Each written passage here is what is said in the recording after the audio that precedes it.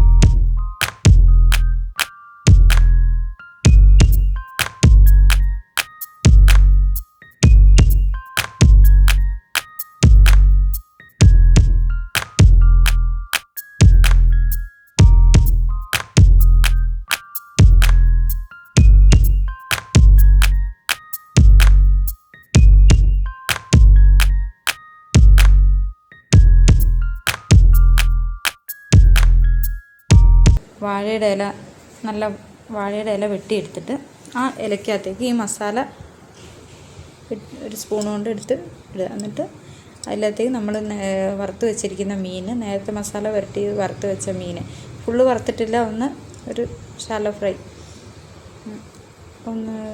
Fry ചെയ്ത് വെച്ചിട്ട് cut ചെയ്താക്കിയിട്ട് ഇലക്കകത്ത് വെച്ച് ഇങ്ങനെ മടക്കണം. അതിൽ ആ ഇല കീറുകയൊന്നും ചെയ്യരുത്. അതിങ്ങനെ മസാല തിളയ്ക്കുമ്പോൾ പുറത്തേക്ക് പൊട്ടിപ്പോരുത്. ആ മസാലയിൽ തന്നെ കിടന്ന് വേവണം. അതാണ് അതിൻ്റെ സ്റ്റൈല്.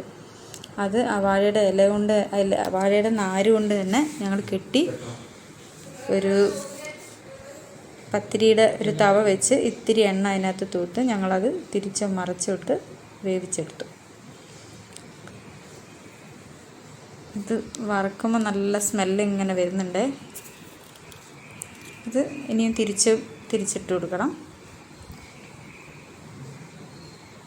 തിരിച്ച് മറിച്ചിട്ട് നമ്മളിതിങ്ങനെ ഒരു മീഡിയം ഫ്ലെയിമിലിട്ടിട്ട് വേവിച്ചെടുക്കണം.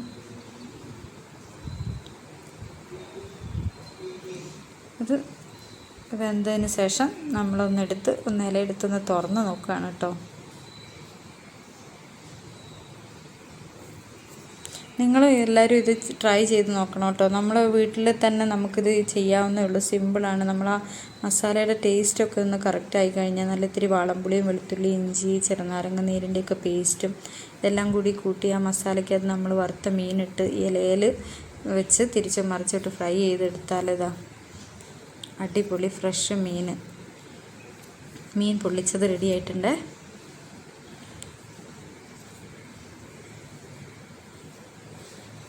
ഇത് എൻ്റെ മോളുടെ ഫ്രണ്ടാണ്. അവളുടെ വീട്ടിൽ നിന്നാണ് അവരുടെ കുളത്തിൽ നിന്നാണ് മീൻ പിടിച്ചത്.